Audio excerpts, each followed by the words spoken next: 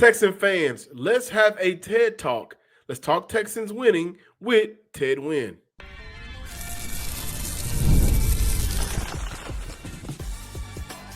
You are Locked On Texans, your daily podcast on the Houston Texans. Part of the Locked On Podcast Network, your team every day. Batteran Nation, from H-Town to your town. Today's episode and every episode of the Locked On Texans podcast is for Texan fans all around. Fun episode ahead for you guys today.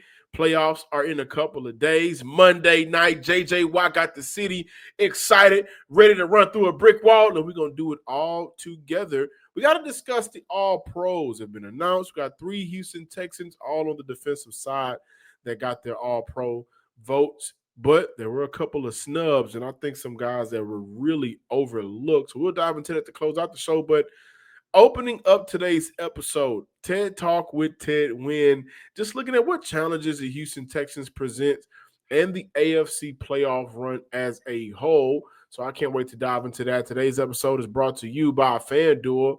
The wild card round is here, and FanDuel is officially in playoff mode. So visit FanDuel, an official sportsbook partner of the NFL, and grab your profit boost pack, every NFL game day. Let's dive into the fun conversation with Ted Nguyen.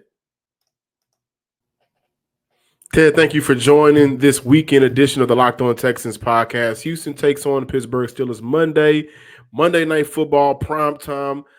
It'll be electric. They are away, first time in the wild card for the first round for Houston. You do an amazing job looking at the all-22 of the NFL teams, right? And I think where I want to start this conversation for our listeners is for the Houston Texans, offensively, they've been up and down this year, but what challenges can this Houston's offense present to the Pittsburgh Steelers? I think the number one challenge is their talent on the outside with the wide receivers. Obviously, we know Nico Collins is one of the top X type of receivers in the league. You have a couple of up-and-coming receivers with guys like Jaden Higgins. Christian Kirk has been pretty productive as he's come back. So they have really good receivers, and the Pittsburgh Steelers struggle against receivers outside of Joey Porter Jr. They just have a lot of problems covering. So I think if you could get the time for CJ Stroud to throw downfield and time for these receivers to run some routes and let things develop, that's going to be a major weakness for the Steelers that they can be exposed with. Now, on the flip side for the Pittsburgh Steelers, is DK Metcalf and company, right? And when I say in company, we look at the tight ends getting involved, the running backs getting involved. Kenneth Gainwell has been phenomenal for Pittsburgh out of the backfield, but not a lot of other receivers have made an impact on the offense this year. So going up against this ferocious defense here in Houston, Derek Stingley, second consecutive All-Pro, the edge duo. For the Steelers offense, how can they bring any trouble for Houston's defense? Yeah, I think with how they attack this defense, they should definitely not throw to the outside at a high rate. I mean, you don't want to throw into the strength of the Houston Texans defense, having such an elite duo at cornerback. Obviously, you're not going to go away from DK Metcalf completely, but I don't think it's a game where you throw to him 7 to 10 times. I think this is a game where, you target the inside guys like Pat Fairmouth. Has developed a pretty good chemistry with Aaron Rodgers. And I know the Texans are pretty good against tight ends too. So that's not just a simple solution. But I think Kenneth Gainwell actually should have a huge role in this game. I think if there is a weakness in this Texans defense, it's with running back targets. I believe they were 12th in yards allowed to running back, 12th most. So it's a little bit of a weakness where you can't attack. We know their linebackers are extremely fast, great in zone, but if you get them into a man-to-man situation, like the Steelers like to do with Kenneth Gainwell, getting into empty formations, putting him on the outside where he's isolated on these linebackers, that could be an issue, just like what the Raiders did with Ashton Genty, where they lined him up on the outside. Bring it up, yeah. Yeah. and they ran a fade route on him. The Steelers do a ton of that with Kenneth Gainwell. So I think he is an X factor in this game because he's a legitimate receiver that can run routes out of the backfield. They can split him out wide, and that could be something they pick at against this defense.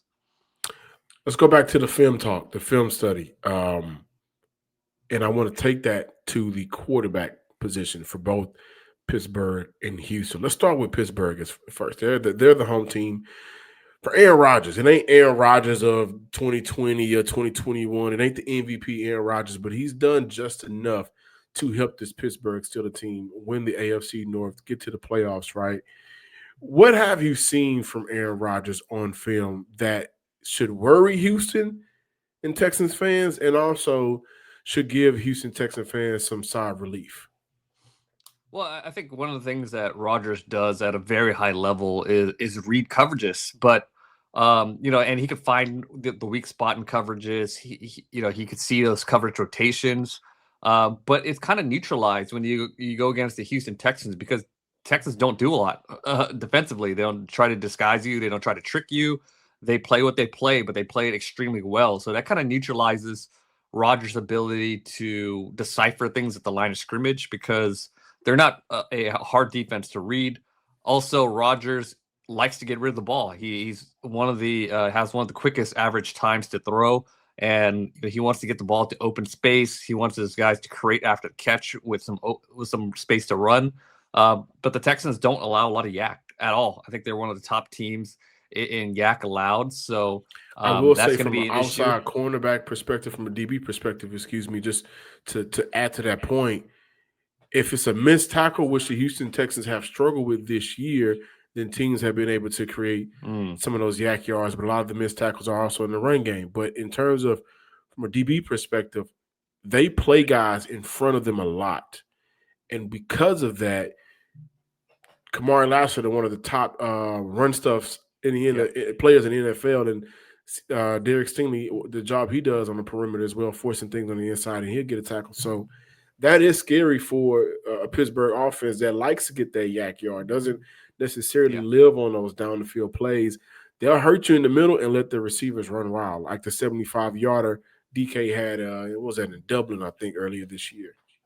Yeah, so tackling is going to be a huge thing in this game. You have to open field tackle against the Steelers offense, but if you could do that at a high level, it's going to be hard for them to create big plays. I just don't think that they could get down. They don't have the weapons to really get downfield against this Texans defense besides DK. But if you really take DK away, they just don't have a lot of guys that could get downfield. So if you could tackle at a high level, it's going to make things extremely tough for the Steelers offense.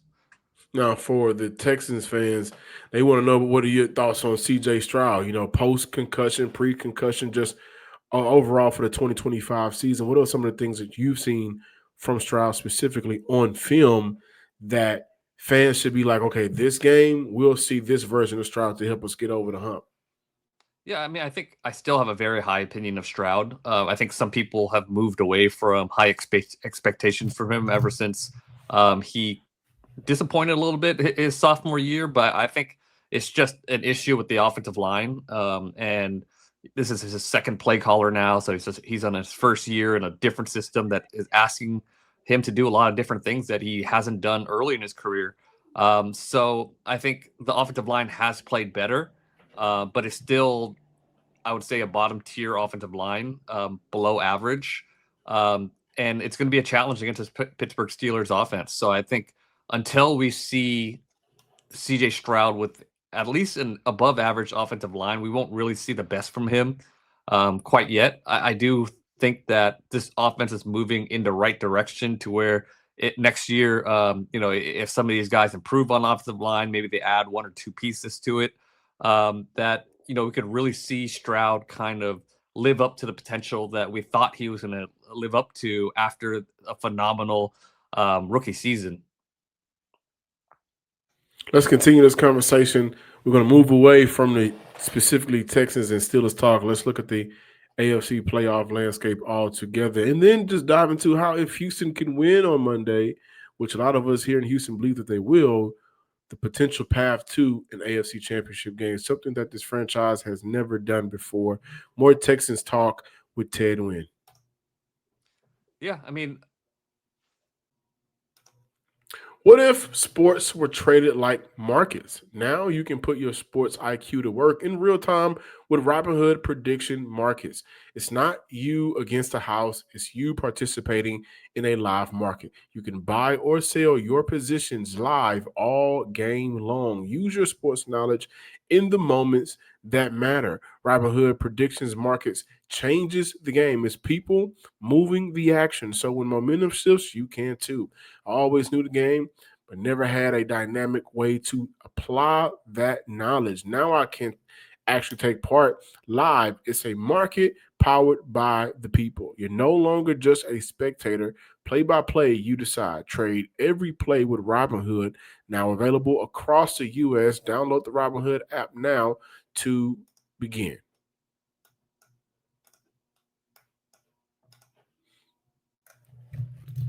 More of the weekend edition of the Locked On Texans podcast, the TED Talk edition, actually.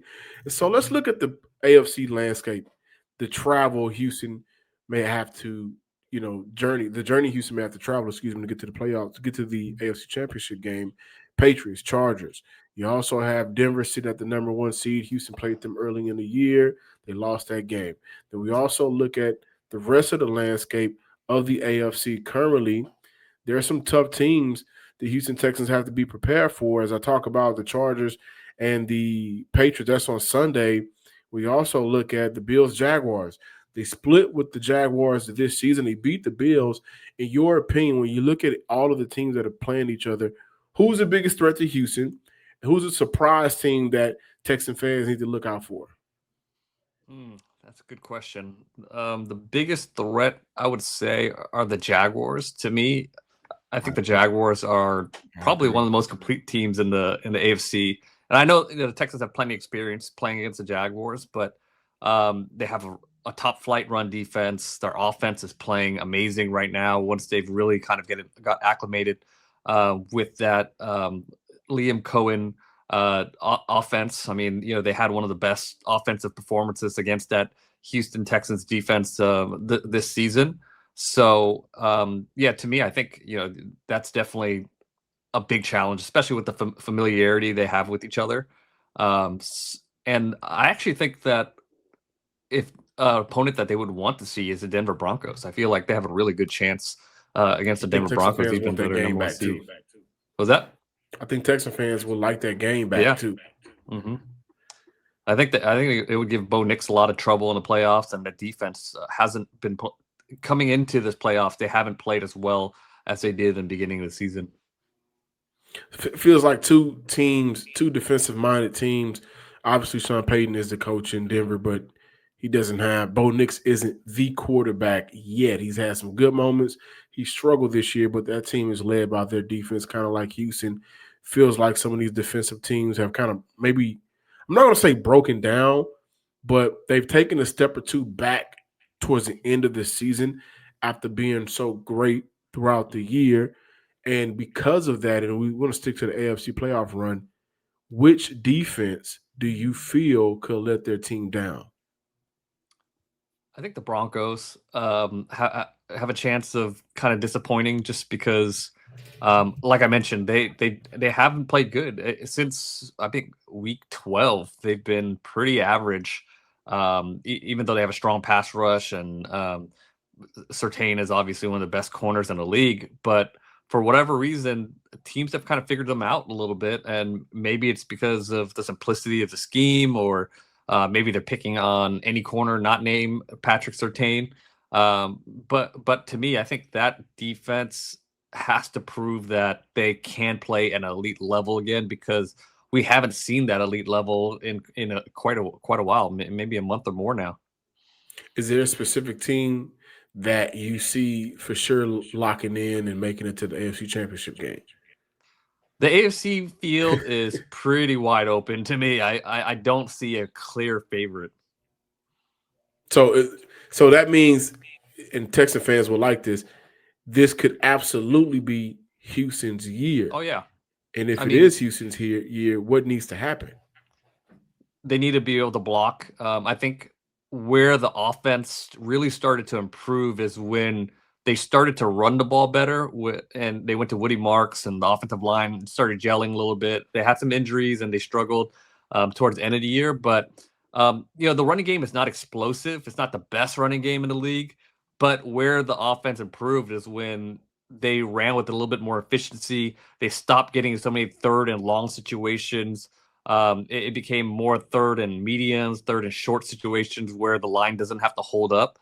So if they could run the ball with efficiency, and it doesn't have to be the most explosive running game, they don't have to run for 120 every week, but just move the chains, get into some good third down situations.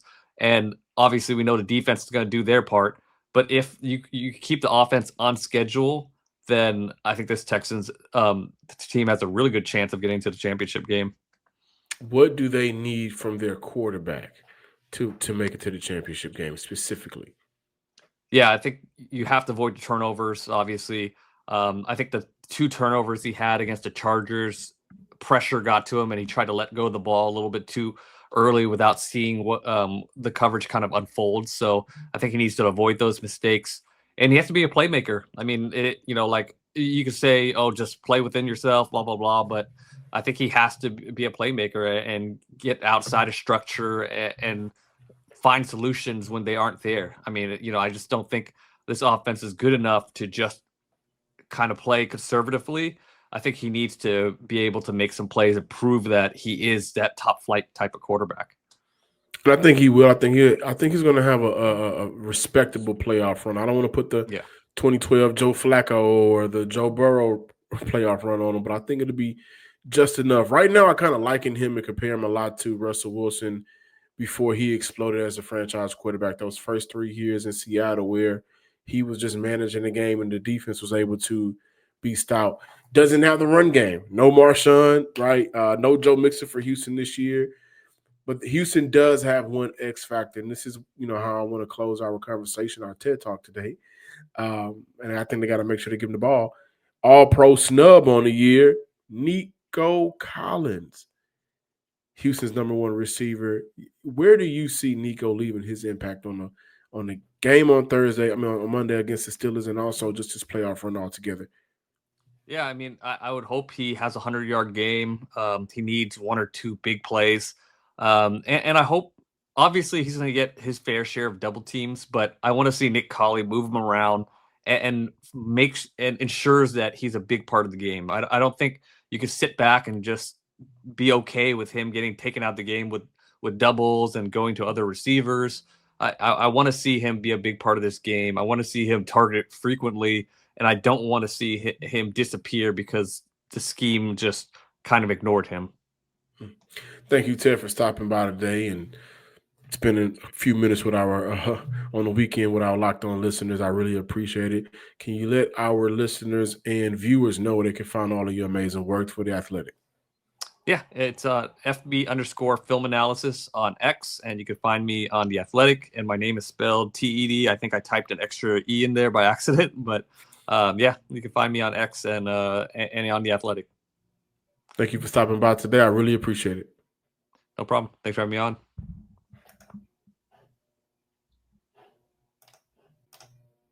The wild card round is here, and FanDuel is officially in playoff mode. Every game day during NFL playoffs, FanDuel is giving customers even more ways to get in on the action, because right now, every NFL playoff game day, FanDuel users get a profit boost pack waiting for them inside of the app. Open your profit boost pack first thing on game day and see what boost you want to apply. Every play feels bigger, and the boost makes your bets feel that way too. You make your picks, then apply your playoff boost to go even bigger on the payouts while playoffs get rolling. So visit FanDuel, an official sportsbook partner of the NFL, and grab your profit boost pack every NFL playoff game day.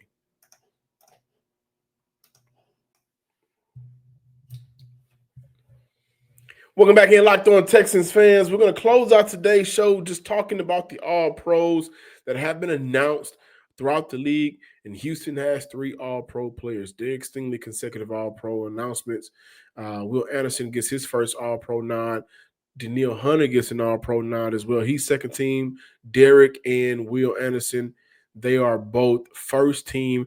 And I do have some congratulations to give out to myself. I said that this will be Will Anderson's year, that he will be an All-Pro, and I said that early in the season. What he's done against the run, what he's done against getting after the quarterback, and how he's opened up so much more for the guys around him. Will Anderson is one of the better edge rushers in the NFL. We already know that Derek Stingley is one of the best cornerbacks in the NFL, top 2, top 3. There's nobody in between 1, 2, and 3. It's Derek Stingley, PS2, and you pick one more, but he's not under 3 in my opinion. Danielle Hunter didn't get a Pro Bowl vote, but he's an All-Pro this year. Players would rather the All-Pro voting and nods compared to Pro Bowl. Now, where it does get a little bit interesting for me, guys, is I look at Nico Collins. I believe he got 16 votes. I don't agree with Olave over Nico Collins. And let me tell you why. I think Olave is a good receiver. You guys have heard me, especially in my everydayers. You guys have heard me advocate to bring Olave to Houston. I thought that was a trade Houston should have made to, bring another playmaker on the outside. But Houston's in the playoffs. That's number one. I think the offense for the Saints and the offense for Houston, I think that when you look at the challenges presented to both teams coming into the year, I think Nico meant more to Houston's offense getting over the hump than Chris Olave. And again, I think Chris Olave had a very good year.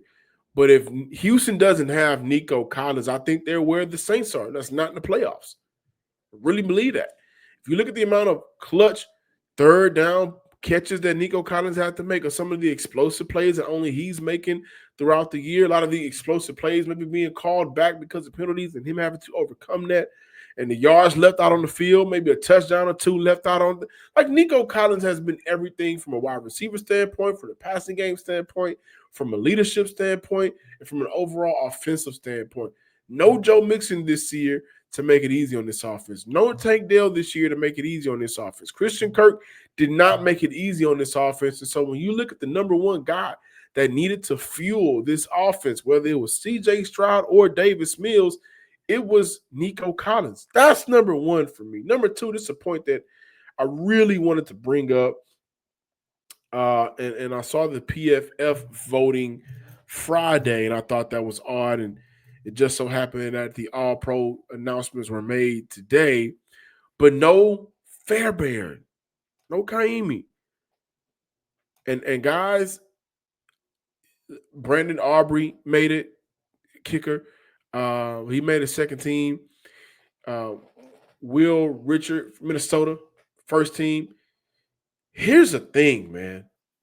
So we talk about a Texans team that is Houston's offense right now. When we look at points per game, Houston's offense right now ranks 13th in the NFL at points per game, right under 24 points, 23.8. They have a negative 0.02 EPA. That ranks them 23rd. Houston is also one of the worst red zone offenses in the NFL, but they're 13th in the league in points per game. What does that tell me? That tells me that, hey, your kicker, who led the league in field goals made, had a higher made percentage of field goals of 50 or more yards, and this also finished the season perfectly from 40 to 49 yards out, should absolutely, without a shadow of a doubt, should be not only an All-Pro, but first team. Like what was the votes on this? I don't understand it. I wish I could find his votes. I don't have it in front of me. But I thought Fairbairn should absolutely been an All-Pro this year, given that he has been Houston's best red zone threat. And he's a kicker, guys. He's a kicker. And then I also look at second team safeties. Jesse Bates, Atlanta, he balled out. Hufanga, Denver, balled out. Xavier McKinney, he balled out. Slot cornerback, Derwin James. That's second team. Slot cornerback, Cooper DeJean, Philadelphia. That's first team. Guys, I'm not saying this to be biased, and all my everydayers from the Himalayas know this. When it comes to talking Texans, I'm not biased because I take the fandom out of it because I don't have to put fandom in it. Right? Y'all know who my team is from a fan perspective. So I'm talking strictly football. And maybe it was a couple of games missed that didn't allow him to make this second to first team. But you can't tell me Cooper DeJean played better football than Jalen Petrie this year. You can't tell me that. You can't sell me on that idea. And when I look at some of the things, when we compare the two from this season alone, and I'm looking at the numbers right now, Cooper DeJean on the year, 16 games compared to Jalen Petrie's 14 games. 64 total tackles, 43 total tackles for Jalen Petrie, 64 for the Cooper DeJean. 3 TFLs for Jalen Petrie, 4 TFLs for Cooper DeJean. 4 interceptions for Jalen Petrie, 2 interceptions for Cooper DeJean. Now let's go to some of the advanced numbers.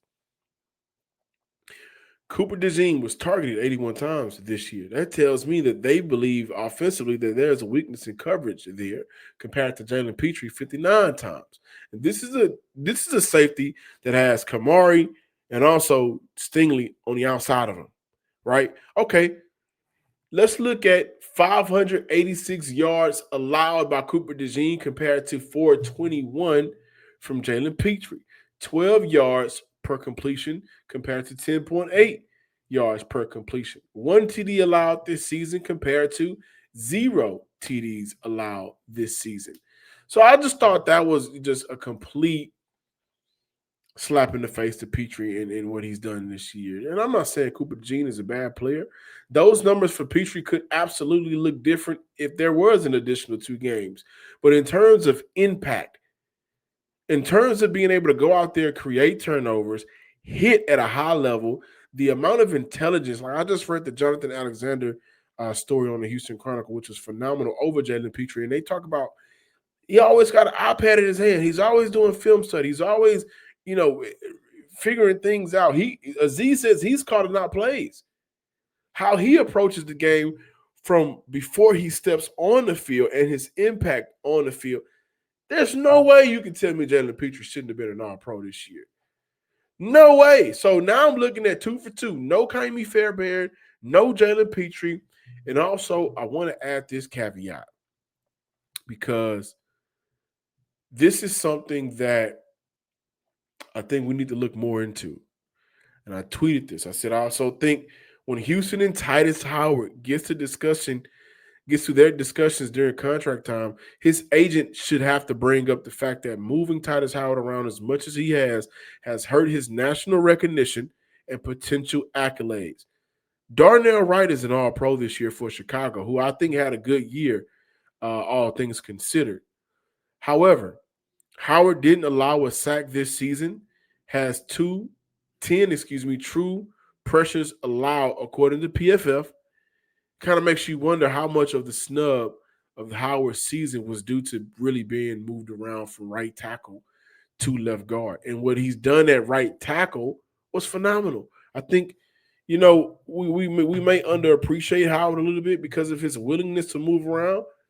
But if he would have finished the year off at right tackle, if Houston would have got their left guard position situated, do we think this could have been Howard's first All-Pro season or even Pro Bowl season? I absolutely say hell yeah. Absolutely. And so I look at those 3 snubs. You can make a case for Kamari. I think a stronger case could be made for Kalen Bullock above Kamari, if we're being honest. But Houston has some snubs, and I think this may be one of the years where we got to go with the guys that everybody knows. And everybody knows Derek Stingley. Everybody knows Will Anderson. Everybody knows Daniil Hunter. And Jalen Petrie is getting to that place where more people are talking about him and more people are explaining him. So when I look at the kickers that made it, Dallas. Where's Aubrey at? Where's Brandon? Where is he at? Okay, he's up in Dallas. Everybody knows the star in Minnesota, right? And I look, maybe there's a brand there, but none of those guys were better than Kaimi Fairbairn.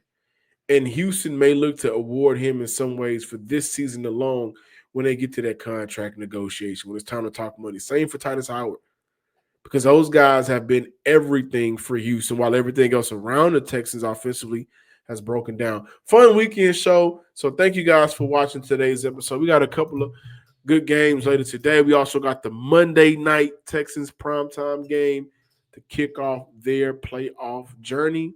Will they win? I'm saying yes any given Sunday, but I think the Houston Texans will win this dogfight of a game, which is what I'm predicting it will be. Follow me on Twitter at John_Hickman12. Also subscribe, like, and comment to the YouTube page as well as wherever you listen to your podcast. Enjoy your weekend, Texan fans. I'll see y'all on Sunday.